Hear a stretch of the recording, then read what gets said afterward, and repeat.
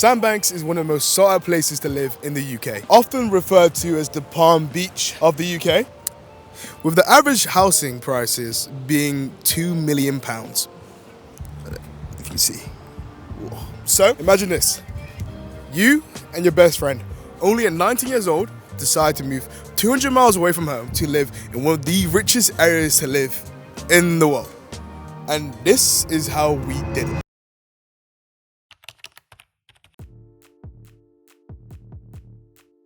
A self-fulfilling prophecy is a psychological phenomenon where belief or expectation, whether true or false, affects a person's behavior in a way that causes that belief to come true. For me, that was being stereotyped at a very young age for being black.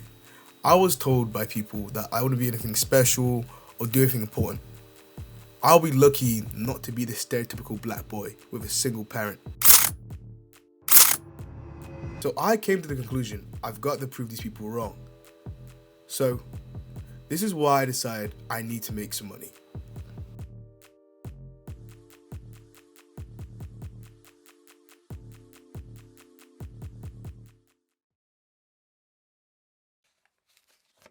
Everyone needs money. It doesn't matter who you are. We can all relate to the desire to make money.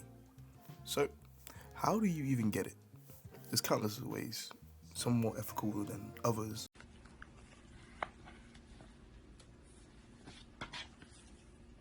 Most people follow the usual rule of getting a job and paying for things they need to survive or want to do in life. And the main reason we came to Sandbanks was quite simple, to make some money. Because me and my boy, we are done being broke. So how do we actually plan to make some money? Well, quite simple actually. We decided to work in the kitchen as KPs.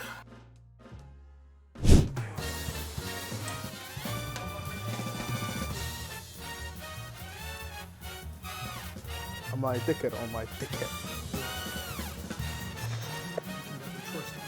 What about? So, you can just move this in, put it there. You put it like this. Small plate, big plate, little thing, then big plate, then small plate. They did this all the time.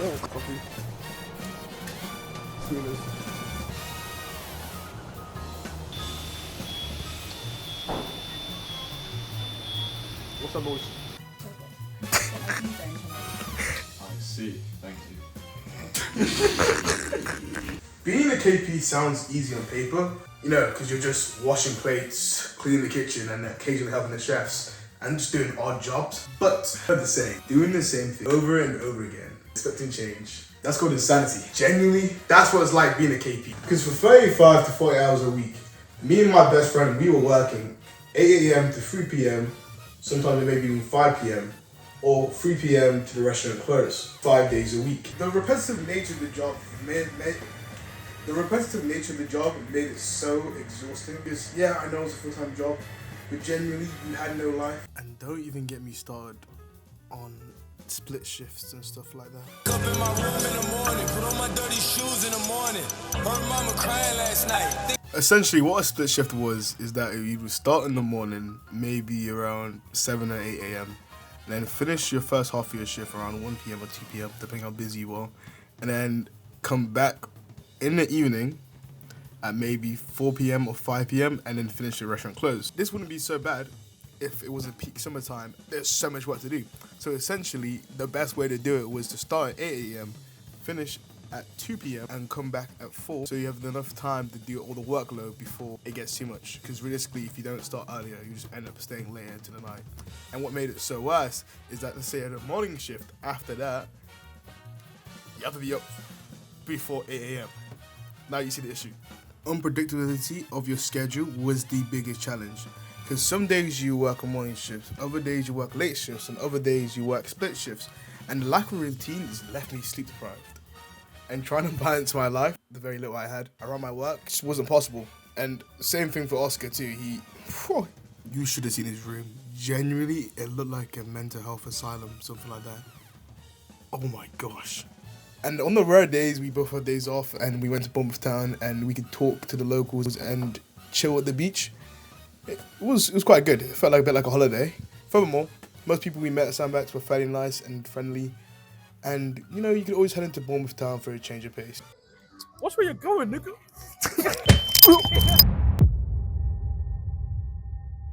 So you might be wondering, why even put ourselves through this? Was the money really worth it?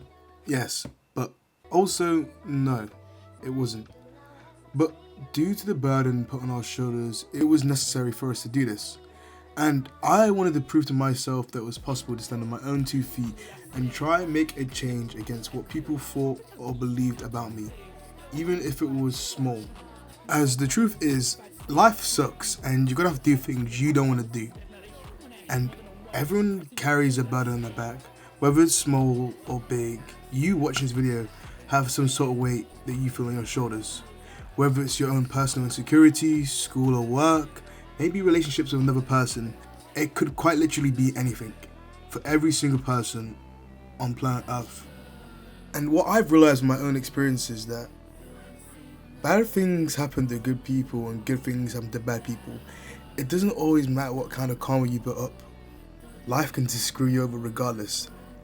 And I've been dealt some tough cards in life, and now I gotta work so hard to support the people around me, because I realize that no one is coming to save me. Just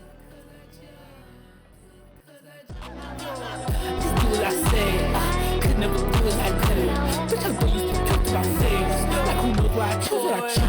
Not all one of those pills I say. You can do this, come to suicide too. I promise you that not a human I hate more than a one after pressing. Just do as I say.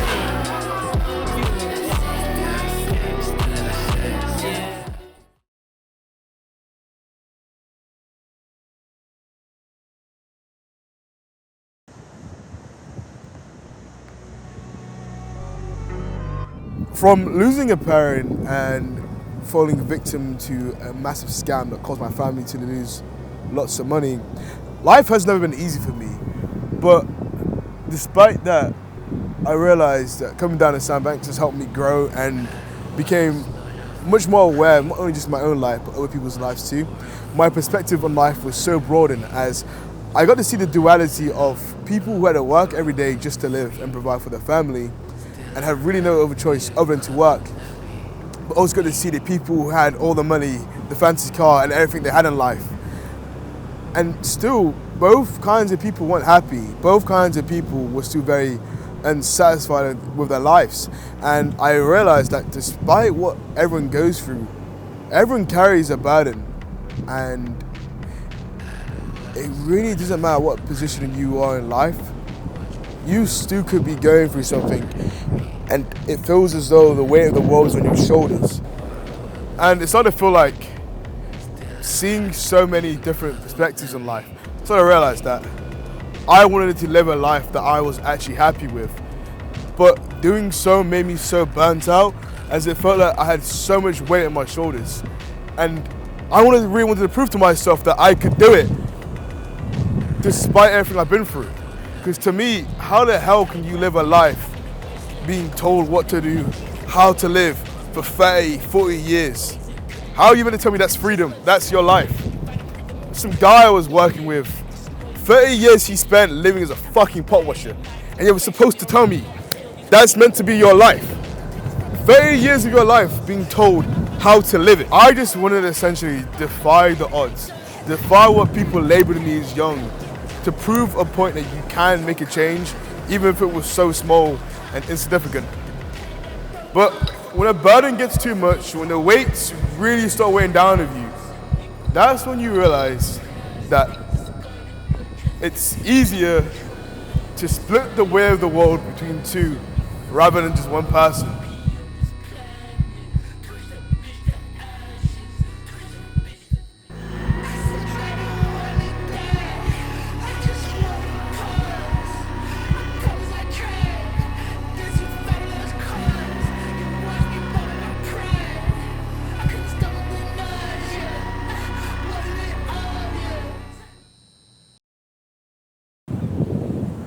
And that's where Oscar came in.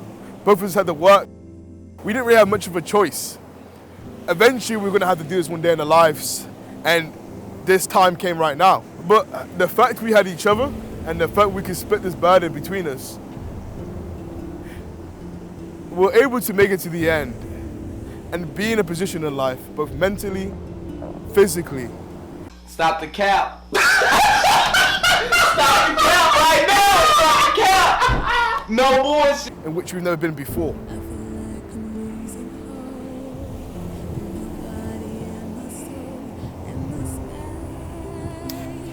So, even if I had to look back in this journey and realize I've only really scratched the iceberg of this whole adventure and my whole goal in life, I still feel like, despite that, I know a bit more about the world now and a bit more about myself.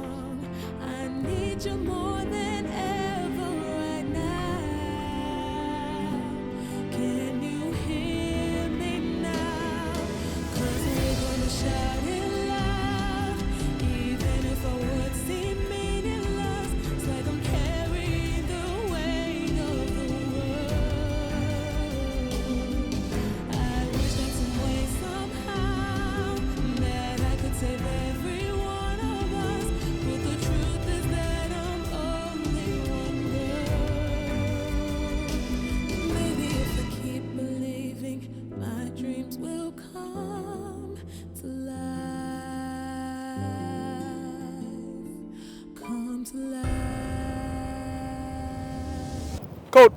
That's it. Sandbag is finally over, guys. That shit was ass. I'm telling you. Waking up at 8 a.m. doing them stupid ass shit, bro.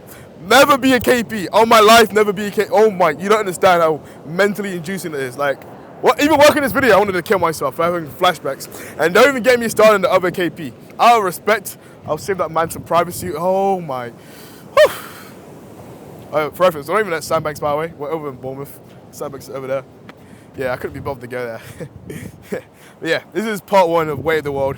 Essentially going around the world and traveling and meeting new people and understanding different cultures and perspectives, because this shit is a wide ass world.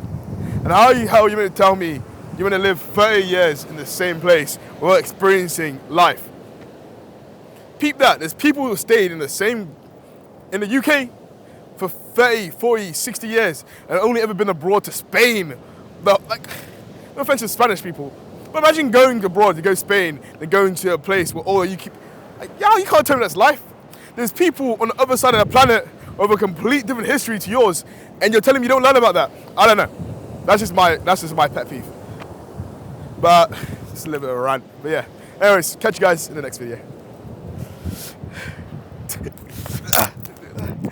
Wait, catch me jumping. Wait, actually, let me jump in the center. Wait.